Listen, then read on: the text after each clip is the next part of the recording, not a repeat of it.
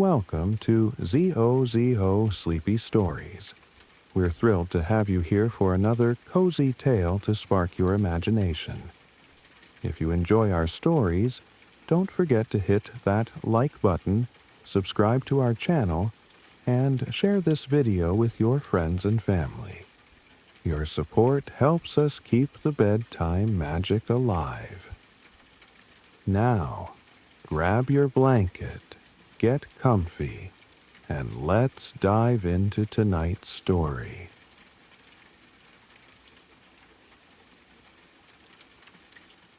Hello, my friend, and welcome.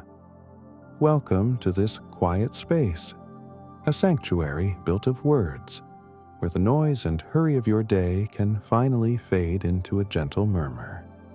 Wherever you are right now, curled beneath a nest of warm blankets, feeling the soft weight of the darkness around you, or perhaps drifting in that liminal space where thoughts begin to lose their sharp edges and blur into dreams.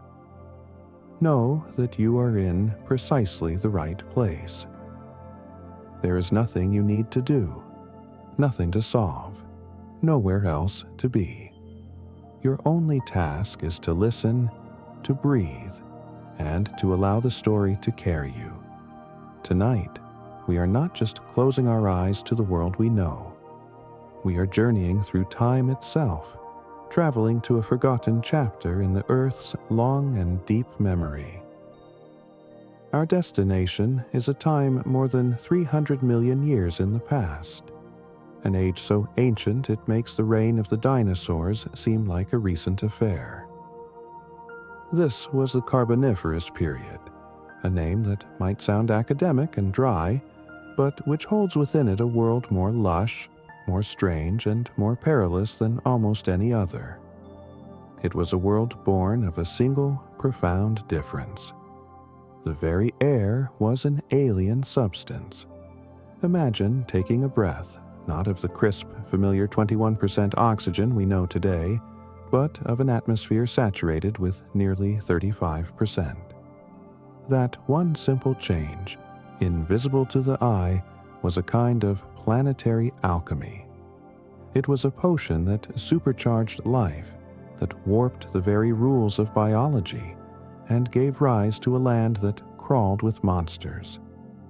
These were not the beasts of myth or legend, but creatures of flesh and chitin, so enormous and so bizarre that even our most vivid imagination struggles to conjure their reality.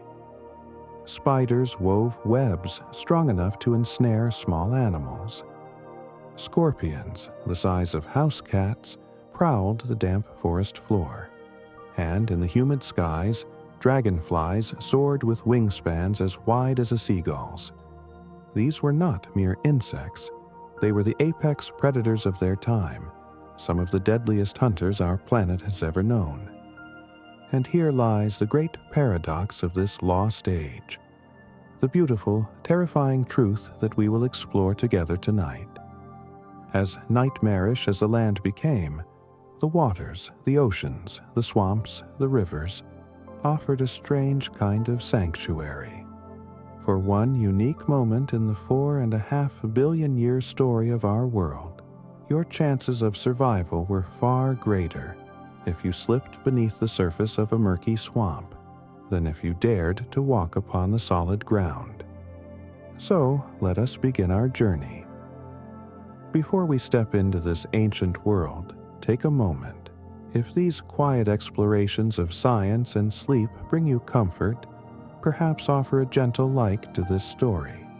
It is a small, silent signal that helps other curious, weary minds find their way to this peaceful corner of the world. A signal to the great digital currents that science and slumber can and should walk hand in hand. Now, let the world outside your window fall away. Take a slow, deep breath, feeling it fill your lungs and then release it with a long, soft sigh.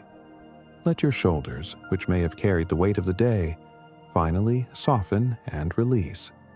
Close your eyes if you haven't already, and together, let us drift slowly gently back through the mists of deep time into that alien world where fear and fascination are intertwined. Let us step softly into the only time in Earth's history when water was safer than land. To step into the Carboniferous was to step onto a world that was alien from its very foundation. The very air around you would have felt different, a tangible presence. Breathing would be a strange and overwhelming sensation. The atmosphere, so rich in oxygen, would feel heavier in your lungs, almost thick, like breathing in a greenhouse after a fresh rain. The light itself would seem sharper, filtering through a perpetual haze of mist and casting an eerie, unnervingly bright glow on the world below. This was not the Earth we know, but a younger, wilder version of itself, a planet that seemed designed to test the absolute limits of life. The land stretched out before you as an endless, seamless tapestry of swamps and bogs, dark and profoundly humid, cloaked in a thick, living canopy of green. These were not the familiar forests of oak, pine, or maple. Instead, colossal forests of giant club mosses called lycopods and towering tree ferns rose high above the ground, some reaching heights of more than 100 feet. Their trunks were not smooth and woody but ridged and scaly, marked with geometric patterns like the skin of a reptile. Their crowns fanned out in delicate, feathery fronds that blotted out much of the sun, creating a world of perpetual twilight below. Beneath this living, breathing roof, the air was stifling, warm and wet. The ground was a soft, uneven carpet of rotting plant matter that gave off the heavy, sweet, and earthy odor of decay. It was a world of perpetual dampness, where every surface seemed to be slick with moisture, and every step you took would sink slightly into the mire. This constant, oppressive humidity made the Carboniferous forests feel like vast, natural greenhouses, trapping heat and moisture under their emerald ceiling. The swamp water, dark and still, reflected the dense vegetation back upon itself, magnifying the sense that the land was choking with its own vibrant, unrestrained life. Strange and unfamiliar plants covered every available niche. Some grew in tangled, sprawling mats at the water's edge. Others, with leaves like giant, unfurled scrolls, covered the forest floor, while the towering trunks of the great ferns and mosses stretched ever upward, competing for the faint, filtered sunlight that managed to pierce the canopy. The result was a labyrinth of living walls and shifting, deep green shadows, an environment where visibility was poor, and every rustle of a leaf, every ripple in the water, carried with it a sense of unseen threat. In this atmosphere, life flourished in an abundance that is difficult to comprehend. But it was not a gentle or pastoral abundance. The very richness of the oxygen that allowed the plant life to grow to such enormous, prehistoric scales also carried a hidden, terrible danger. Oxygen is fuel, and in a world so saturated with it, the forests were always just a single spark away from turning into raging infernos. Imagine a storm gathering on the horizon, the sky darkening from gray to a deep, bruised purple. Lightning, jagged and brilliant, flashes across the sky, striking down into the dense canopy. In mere seconds, what was a quiet, damp swamp could erupt into a roaring, unstoppable wall of flame. These fires were not rare occurrences. They were a natural and terrifying part of the rhythm of the planet. Each blaze consumed massive tracts of forest, and yet the endless dampness and the supercharged air allowed them to regrow with astonishing speed, creating a relentless cycle of destruction and renewal. For any creature living on the land, this constant threat of sudden, all-consuming fire meant that survival was never, ever guaranteed. To walk through the Carboniferous landscape would have been to walk through a world of profound paradoxes. It was a world overflowing with lush, verdant greenery. Every inch of soil and water crammed with plants that reached higher and stretched wider than anything alive today. Yet beneath this staggering abundance was a deadly, ever-present undercurrent, a constant reminder that the land itself could turn hostile without a moment's warning. The air you breathed was thick and heavy. The heat was oppressive. The forest floor was unstable, and above all, the knowledge that fire could sweep through at any moment lingered like a silent predator over everything. The Carboniferous was not simply a passive stage for life to unfold upon. It was an active, formidable force, shaping it, challenging it, and punishing it. To exist in this time was to live perpetually on the edge, where every breath and every step carried risks far beyond what we can know today. And in this crucible of extremes, something remarkable and terrifying was happening.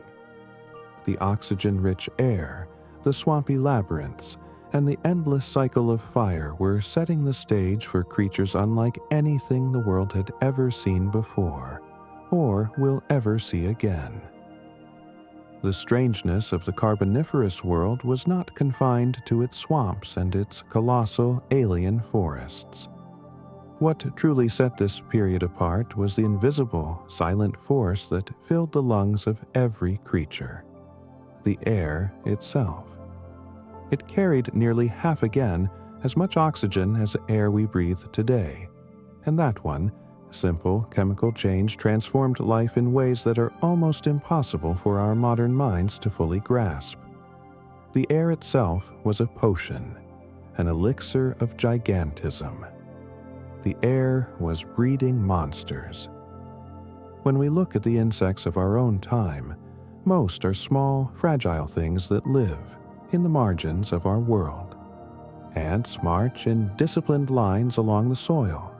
Flies buzz briefly before fading from our attention.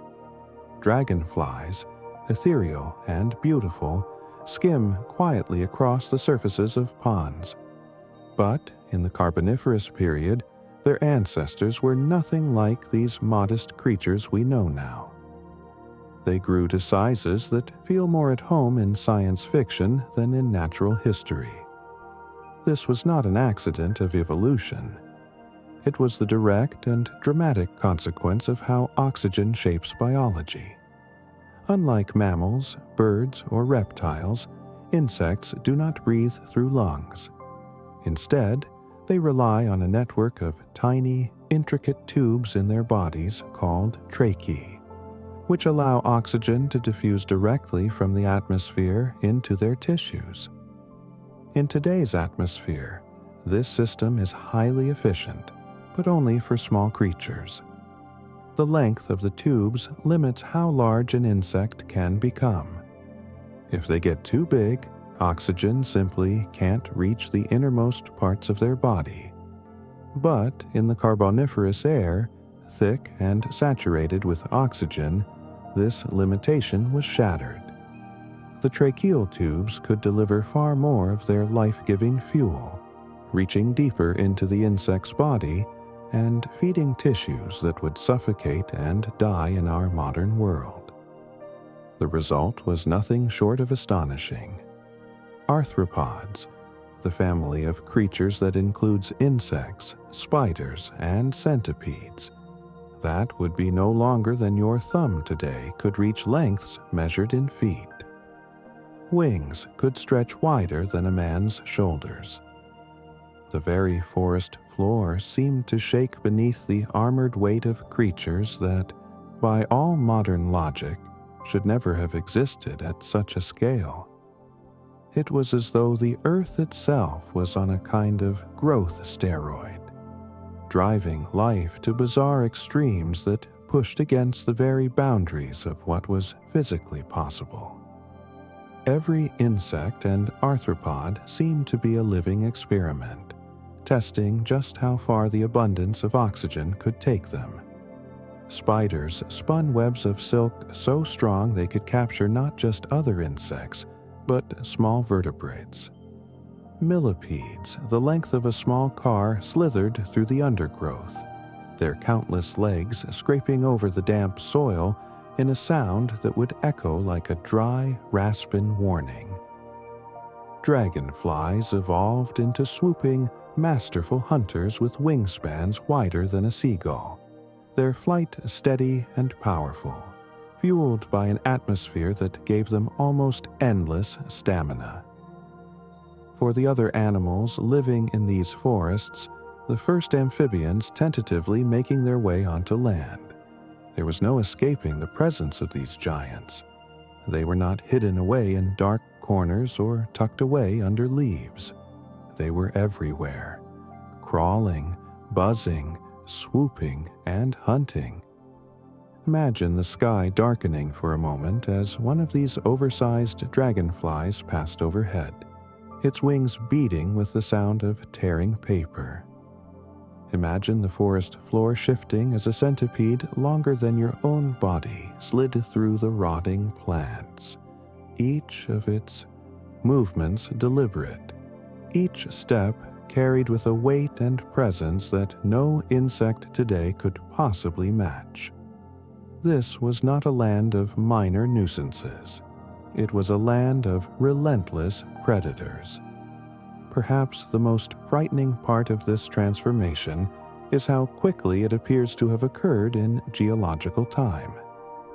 Life, when given an opportunity, responds with incredible speed. And in this oxygen-charged environment, every generation of insect seemed to grow larger, stronger, and more efficient at using the superfueled air around it.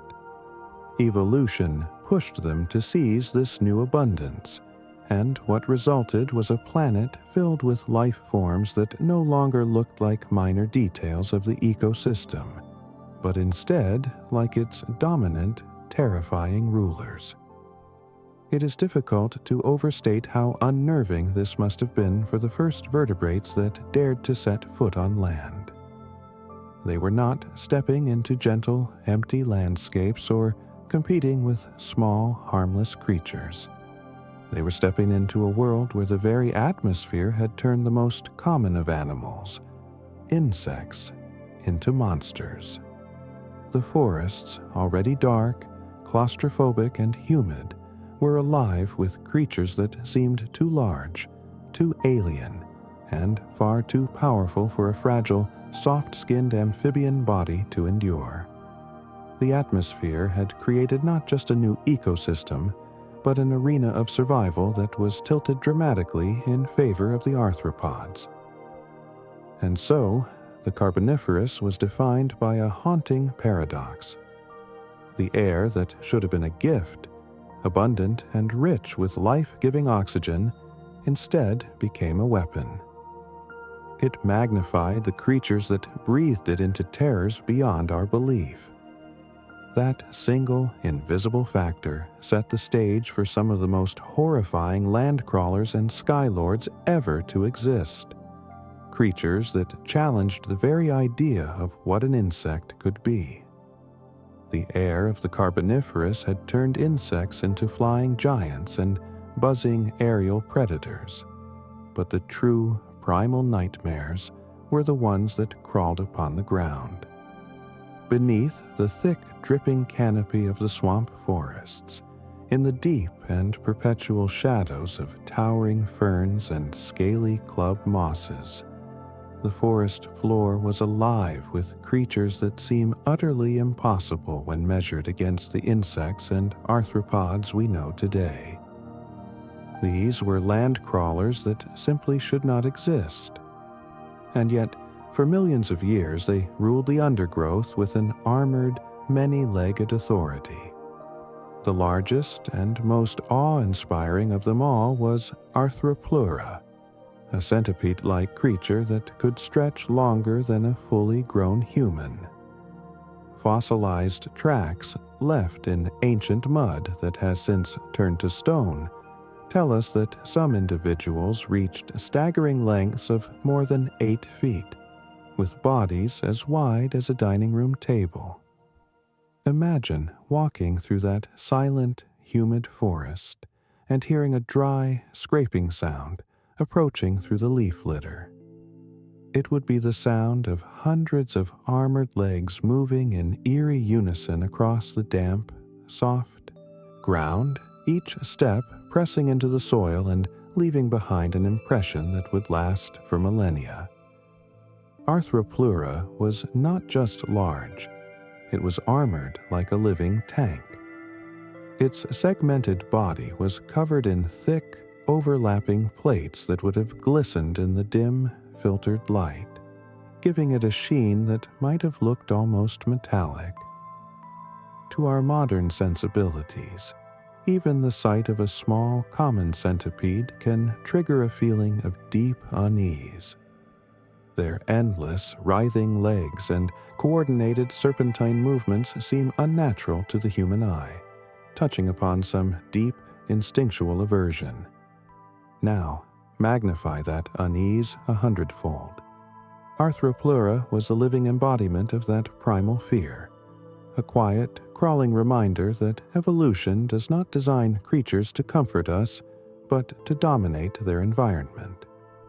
This massive arthropod likely fed on decaying plant matter, a giant decomposer crawling through the undergrowth like a mobile, armored log. But that scientific fact does little to soften the horror of imagining such a being sliding past you in the half-light of the forest, its sheer scale defying all logic. And Arthropleura was not alone in its dominion of the forest floor. Scorpions stalked the Carboniferous swamps as well, but these were not the small, secretive desert dwellers we know today. These were giants by comparison, some, like Pulmonoscorpius, reaching the size of modern house cats. Their powerful pincers could snap down with alarming force, and their tails, tipped with a venomous stinger, curved overhead like deadly organic spears. They patrolled the damp forest floor, slipping silently into shadows and emerging without warning. For the first vertebrates struggling to find a foothold on land, an encounter with such a scorpion could be swiftly fatal. Its sting, combined with its sheer size and brute strength, made it one of the most feared hunters of its age. The spiders, too, were masters of this gloomy world. In the perpetual twilight beneath the living giants, the most unsettling creatures spun their homes. Vast, sticky webs stretched across entire trees, shimmering faintly in the humid air, their threads strong enough to trap far more than just insects. These were not the harmless garden spiders we know today. They were predators large enough to ensnare the small vertebrates that strayed too close. Their legs were long and jointed, tipped with sharp claws that allowed them to move with an unnerving, effortless grace across their silk creations. In the dim light of the swamp, you might not even notice them until it was far too late. The sight of a web spanning an entire tree trunk, its threads glistening with heavy droplets of moisture, would have been a common and terrifying sight. And in the center of that web, motionless but eternally waiting, sat a hunter with venom powerful enough to paralyze whatever it caught. Picture yourself for a moment, sitting quietly on the swamp's edge as the sun begins to fade, the humid air growing thick with mist. From the corner of your eye, something stirs. A glistening, armored shape moves, not fast, but with a steady, inexorable purpose. Legs, too many to count, click softly against the earth. As your eyes adjust, you realize the shape is longer than you are tall. Then, from the opposite side, a scorpion slips out of the darkness, its body gleaming, its pincers open and ready, its tail arched like a silent, deadly question mark. This was the Carboniferous forest. Every shadow could hide something that should not exist. What made these creatures so utterly terrifying was not just their incredible size, but their sheer abundance. They were not rare, mythical monsters lurking in forgotten caves. They were a part of the everyday ecosystem, crawling, climbing, and hunting across every inch of the land. To live in this world meant sharing the ground with beings that pressed against the absolute limits of what nature should allow. The land itself seemed engineered to unsettle and overwhelm any creature that dared to step foot into it. And these crawling horrors were only one part of the story. Because while the ground shook beneath armored millipedes and oversized scorpions, the skies above belonged to hunters just as frightening, swooping down with wings as wide as a hawk's. If the forest floor of the Carboniferous was a realm of crawling, armored horrors, the skies above were no safer. They, too, were ruled by giants, and none was more impressive or more terrifying than Meganeura, a dragonfly so colossal that it could rival a modern hawk in wingspan. Fossils, beautifully preserved in ancient stone, show that its wings stretched nearly 3 feet across, shimmering with a delicate yet deadly latticework design that allowed it to dominate the air with absolute authority. The first thing you would notice if a Meganeura flew overhead was the sound. Modern dragonflies hum softly, a gentle, almost musical sound as they beat their wings.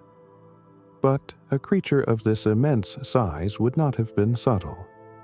Its flight must have been accompanied by a deep, thrumming buzz, a sound like thick fabric tearing in the wind, loud enough to send a shiver of dread through any animal hiding below. The sight of a dragonfly that large, gliding with unnerving grace between the towering 100-foot ferns, would have been both breathtakingly beautiful and deeply, profoundly unsettling.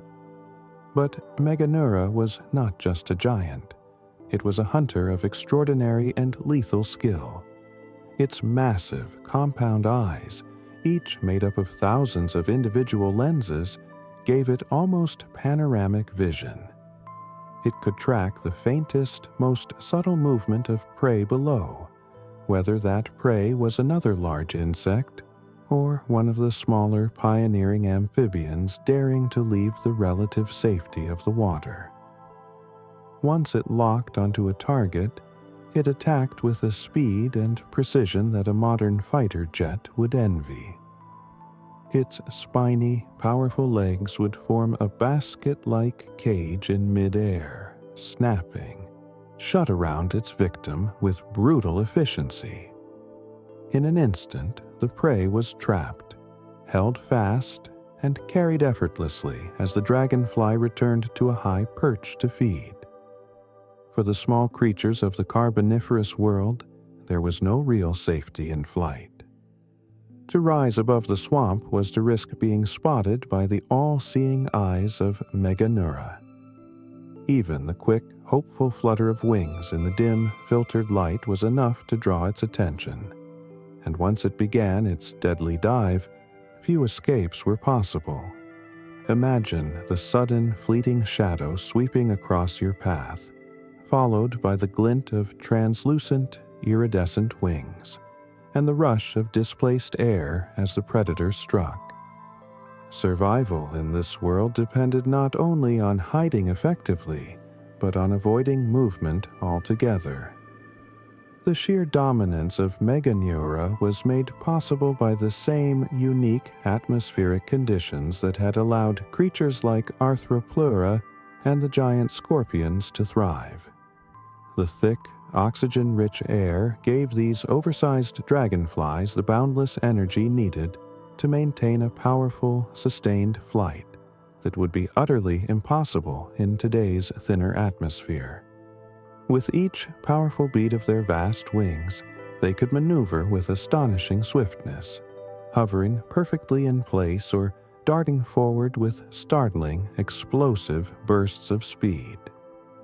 They were not clumsy, lumbering giants. They were precise, agile hunters that had perfected the art of aerial pursuit. To us, dragonflies are often associated with the peace and tranquility of ponds on calm summer days, their delicate, jewel-toned forms admired as they skim gracefully across the surface of the water. But Meganura was no gentle insect. It was a sky lord, a terror with wings, a masterful predator that transformed the humid skies of the Carboniferous into its personal hunting ground.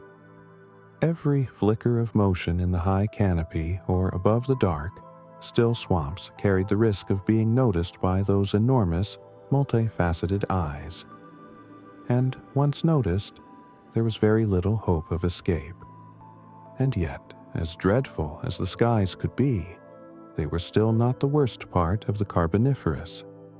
Because while creatures like Meganura ruled the air with deadly precision and an alien grace, it was the ground itself, the dark and tangled labyrinth below, that held nightmares far more disturbing. If you thought the skies were bad, the ground was infinitely worse. In the midst of this terrifying world, a world dominated by giant, monstrous arthropods, another, much quieter story was unfolding. For millions of years, vertebrate life had thrived exclusively in the oceans and swamps, safe and cradled within the water's gentle embrace. But now, some of these creatures began to push at the boundary between those two worlds.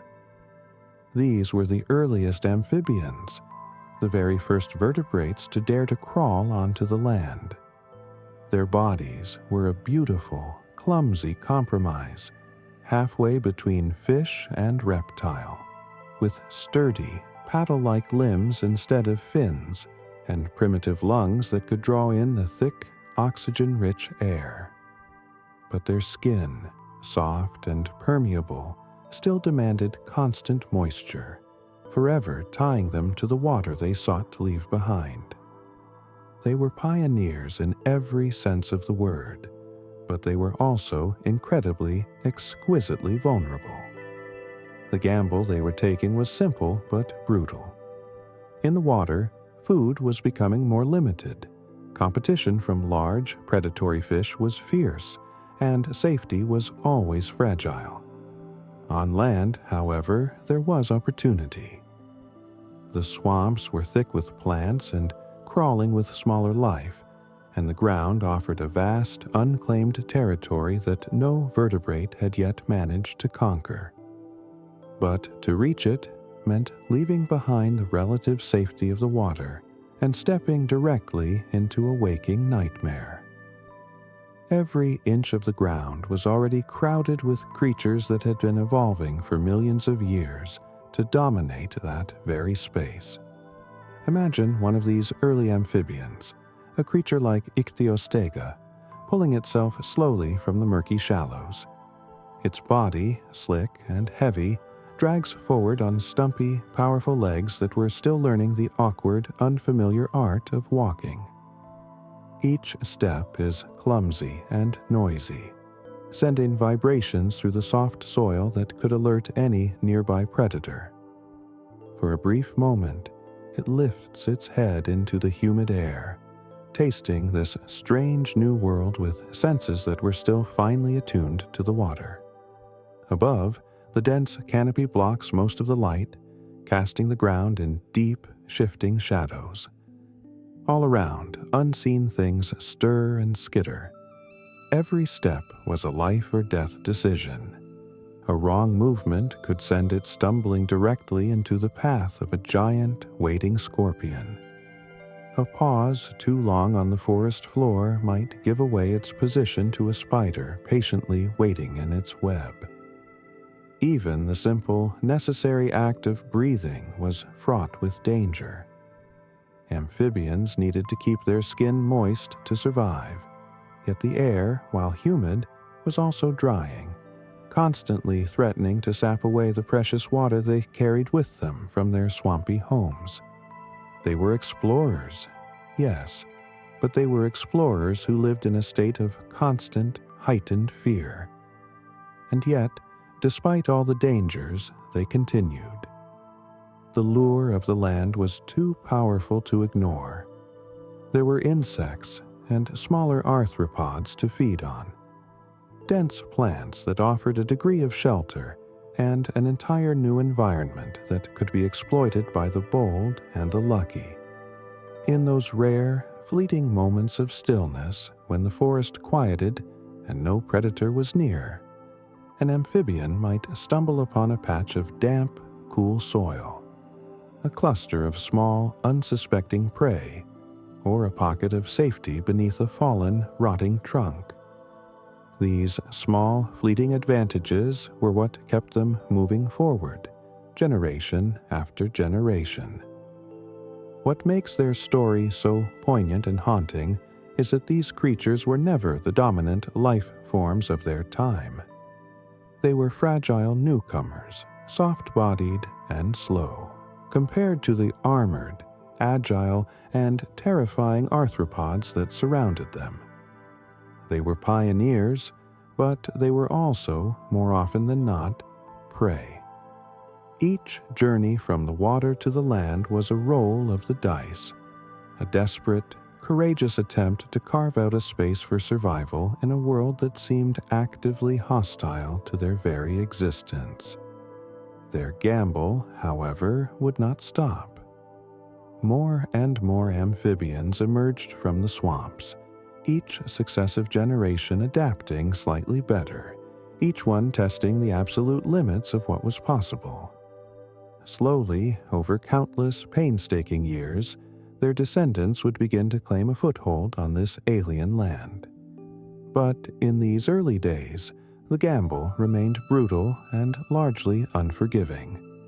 And while they struggled on the margins, dragging themselves step by painful step into hostile territory, the waters they had left behind remained, by comparison, far, far safer.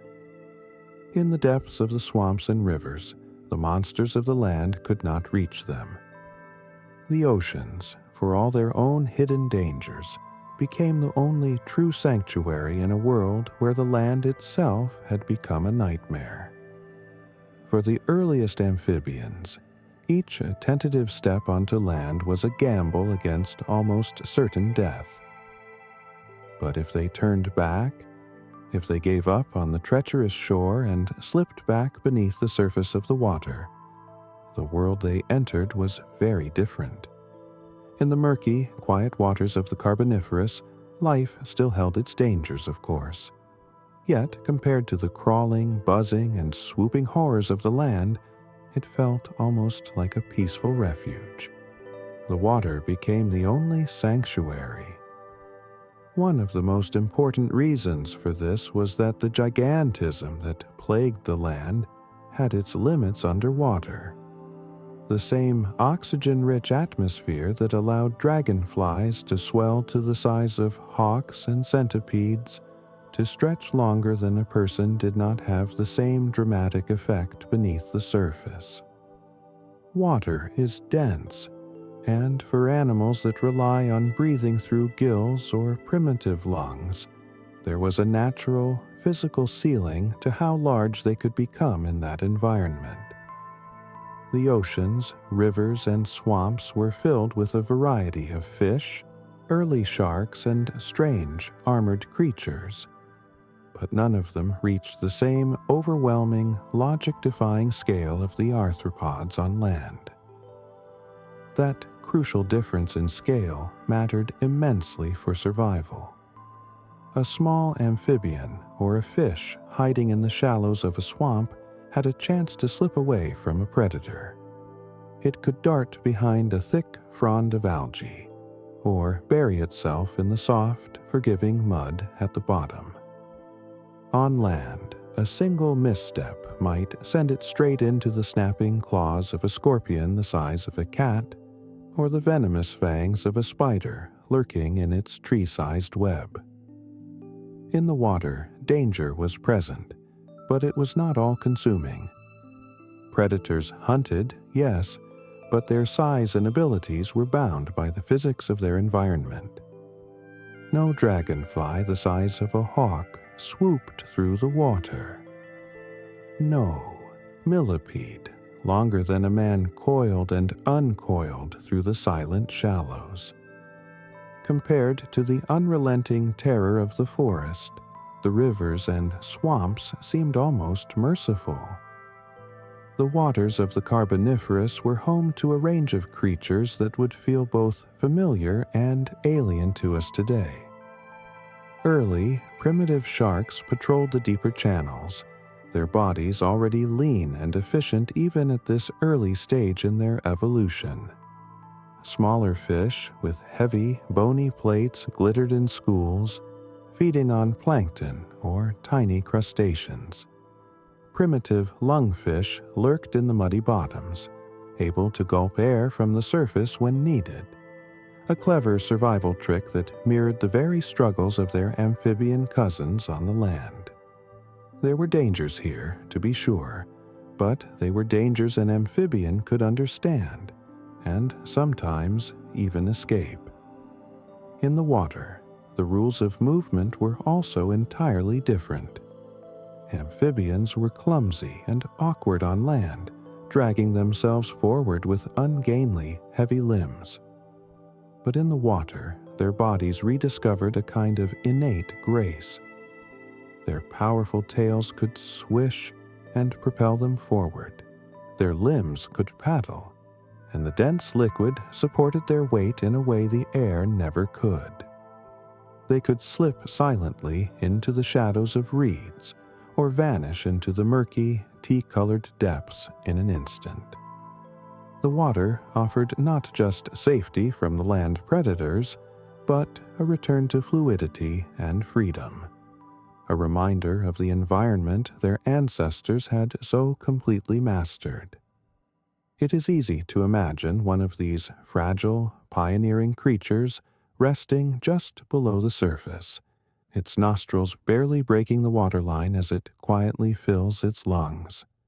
Above, the forest groans and buzzes with unseen monsters, but down here the danger feels muted, dulled. The murk might hide a predatory fish ready to strike, but at least the prey would face only one enemy at a time. That alone was a precious gift in a world where the land crawled with countless predators from every direction. For countless generations, the amphibians lived this strange double life, constantly testing the shore, but retreating again and again to the relative safety of the water. The swamps and rivers became their shelter, their feeding grounds, and their nurseries. It was a crucial compromise that allowed them to endure. They were pioneers, but they were pioneers who never fully left behind the security of the liquid world that had birthed them. Yet, even this sanctuary was far from perfect.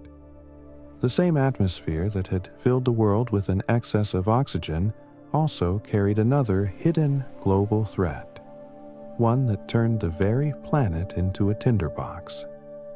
Because while the waters gave a fragile safety from the monsters, the land itself burned. The Carboniferous world did not only threaten its inhabitants with its monsters. The very planet itself could turn against life in an instant of blinding, roaring fury. The same oxygen-rich air that allowed dragonflies to grow to the size of hawks and centipedes to stretch longer than a human also created another ever-present danger. With oxygen levels so much higher than they are today, the land was a tinderbox, perpetually waiting for a single spark. In this alien atmosphere, fire was not just possible, it was inevitable and devastating. A single bolt of lightning striking a dry patch of vegetation could ignite flames that would spread with a terrifying, almost explosive speed.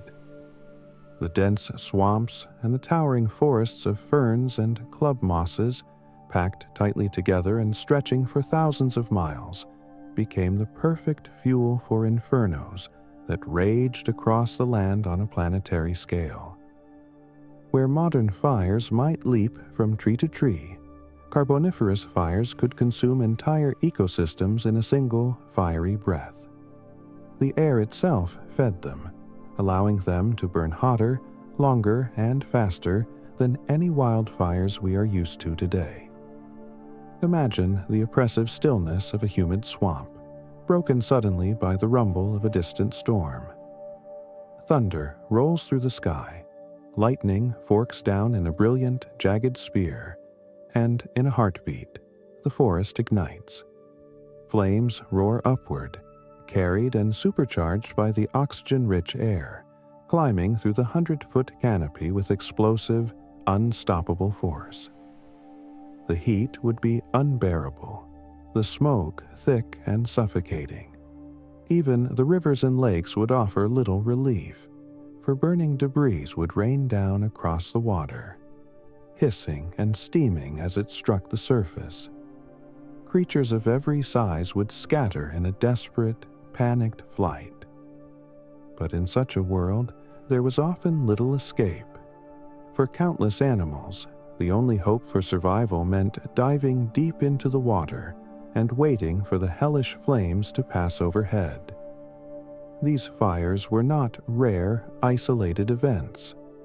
Fossilized charcoal found in coal seams all over the world shows that massive, landscape-altering wildfires swept through the Carboniferous forests again and again, constantly reshaping the planet and forcing life to adapt or perish.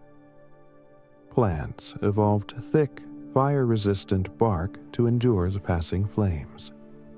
Some species may have even come to depend on fire to clear the land and open up space for new growth.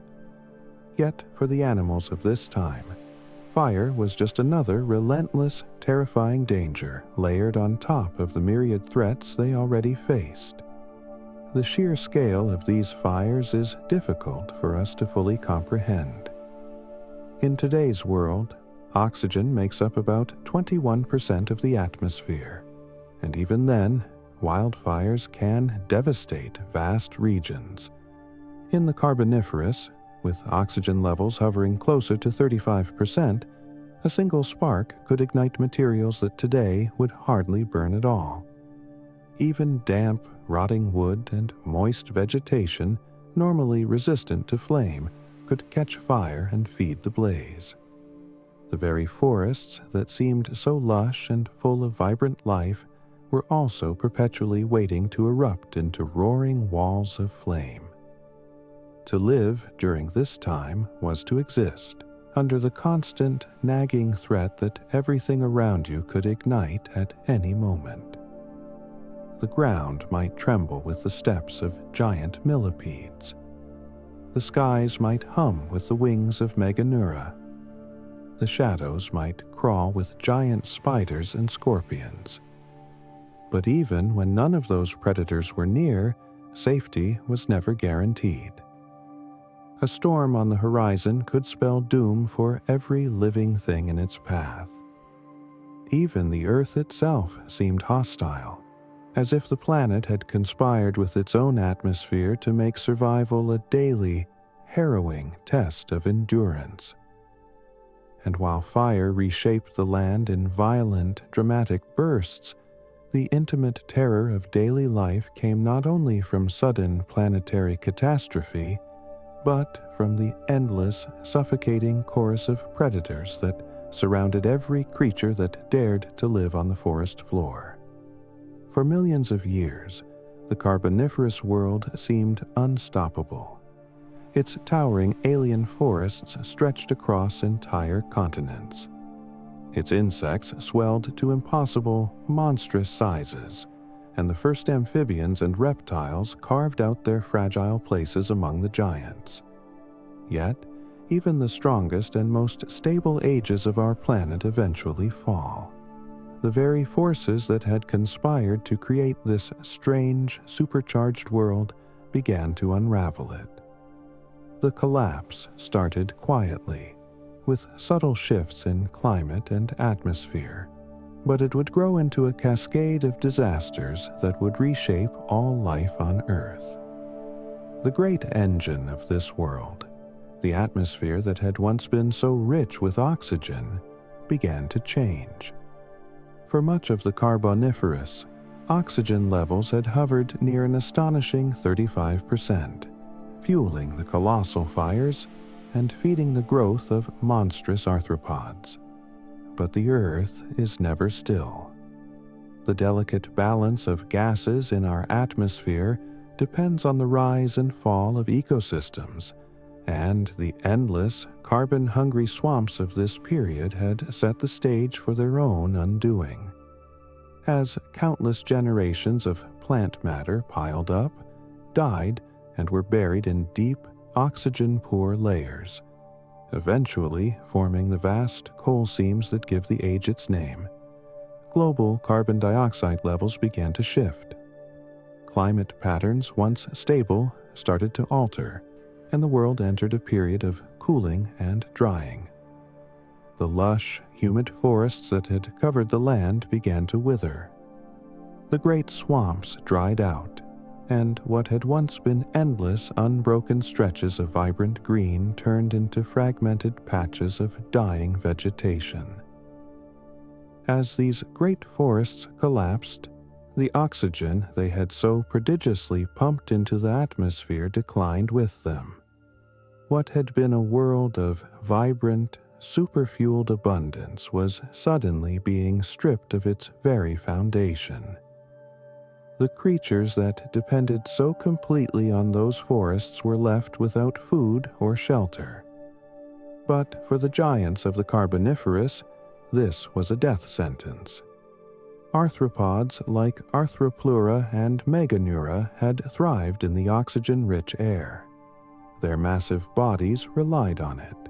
Their very method of breathing was limited by the way oxygen could diffuse through their tracheal tubes.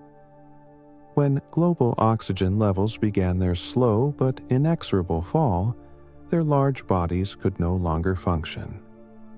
What had once been their greatest evolutionary advantage turned into a fatal weakness. One by one, the great insects and millipedes that had ruled the land for millions of years began to vanish.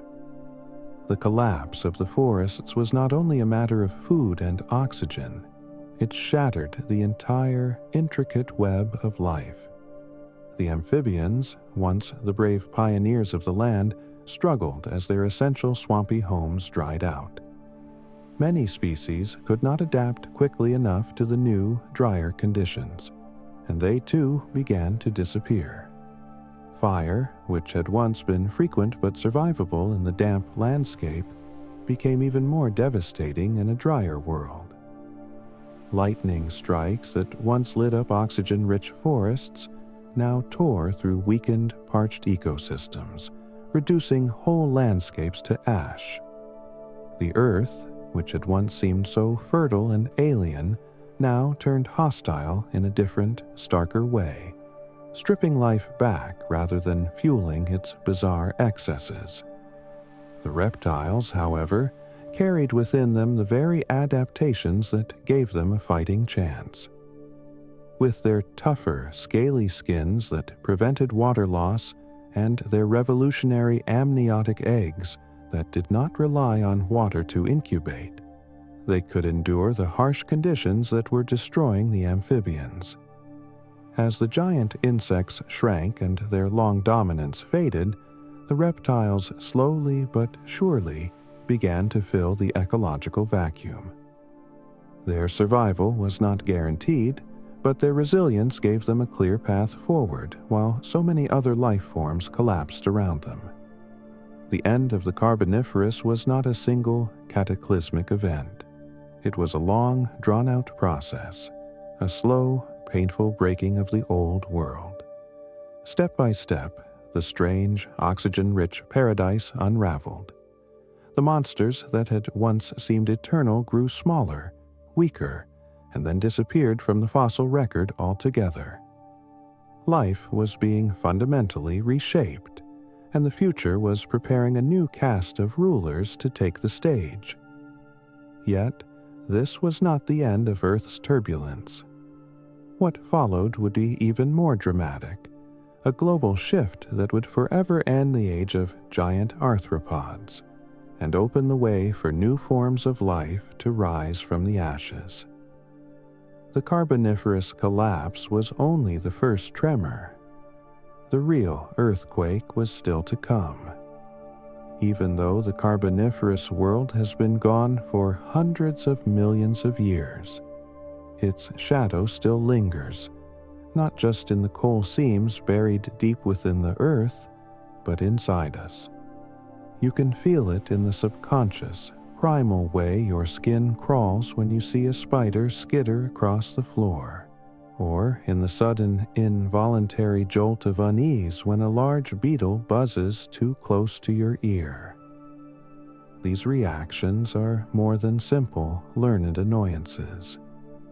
They are the faint, ancient echoes of survival instincts that were carved into the nervous systems of our vertebrate ancestors long, long ago. Evolutionary psychology suggests that our brains are not just shaped by our immediate present, but by the countless generations that came before us. The fear of insects and other small, crawling creatures may seem irrational to our modern minds when most are completely harmless. But in the Carboniferous era, that fear was not only rational, it was essential. In a world where arthropods dominated every corner of the land, growing to monstrous sizes, fear was the tool that kept our distant relatives alive. The constant vigilance, the jump at every sudden rustle, the innate avoidance of skittering, many-legged shapes. These behaviors were the difference between life and death. Over millions of years, they became etched into the deepest parts of the vertebrate brain and passed down through generations, buried deep in the instincts we still carry today.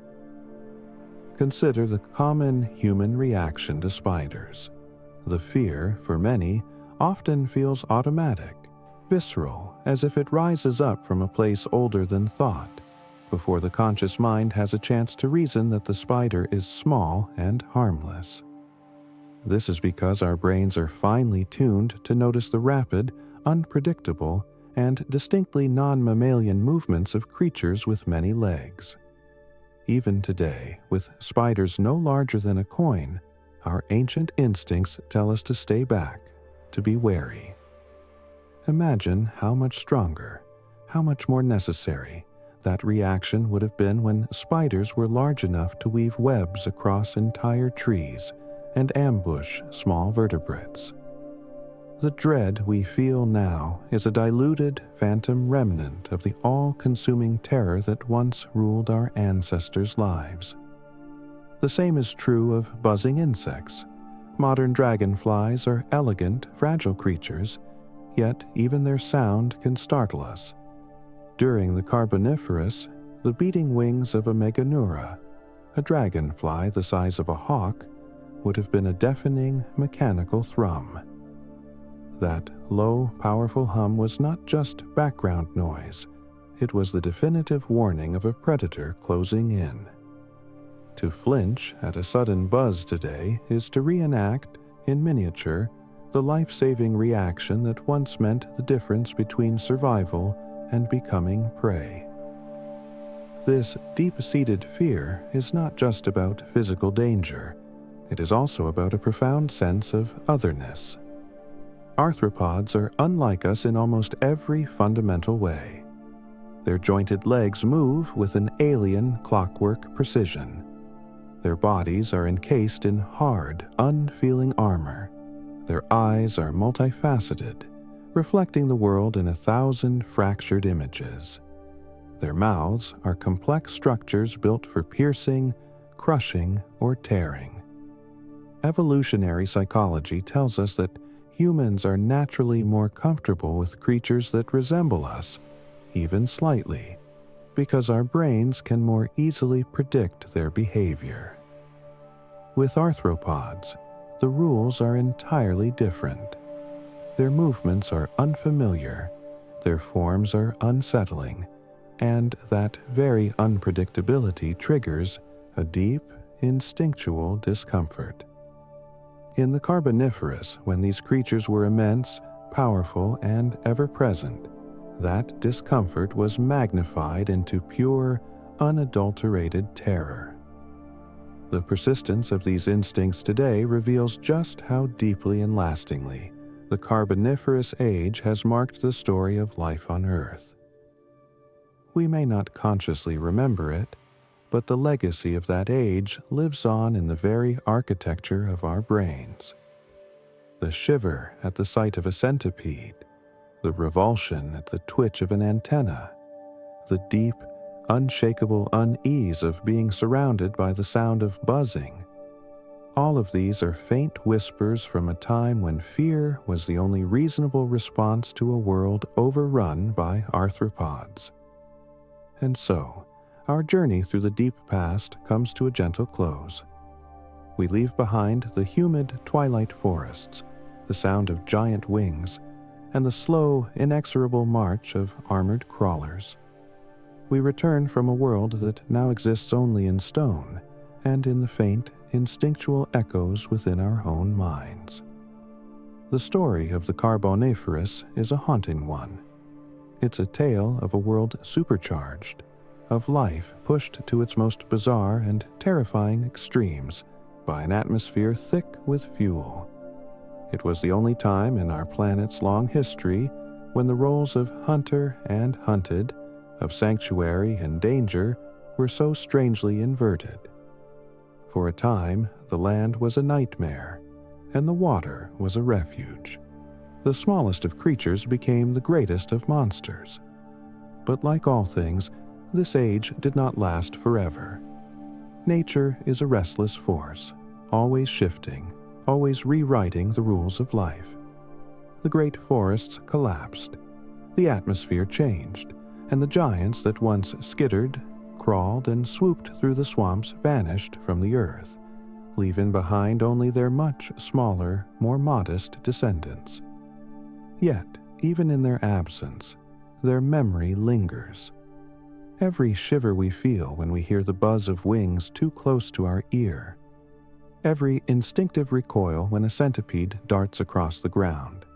Every spike of fear at the sight of a spider's web stretched in a dark corner.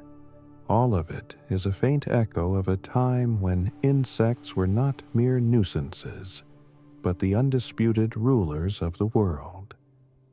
And here is where the true wonder of science comes alive. Because what you have just traveled through tonight is not fantasy or imagination.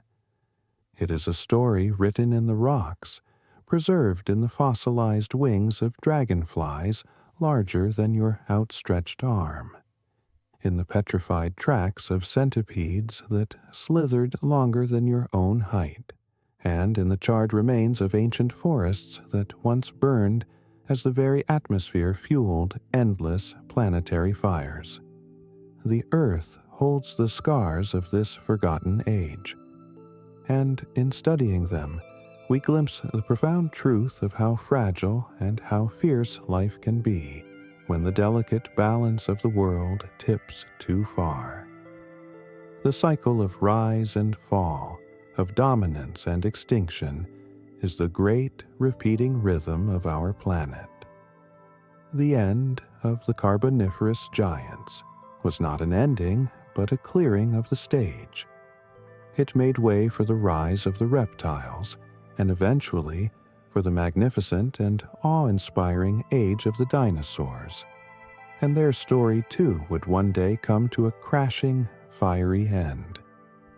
But that is a journey for another night. For now, let the sounds of that buzzing, crawling forest fade completely from your mind. Let the images of giant wings and armored bodies dissolve into the soft darkness behind your eyes. Just as that ancient world eventually drifted into a deep and lasting silence, so too can your thoughts drift now. Let them soften, let them quiet, and let them be carried away on the gentle tide of sleep. Rest well, my friend.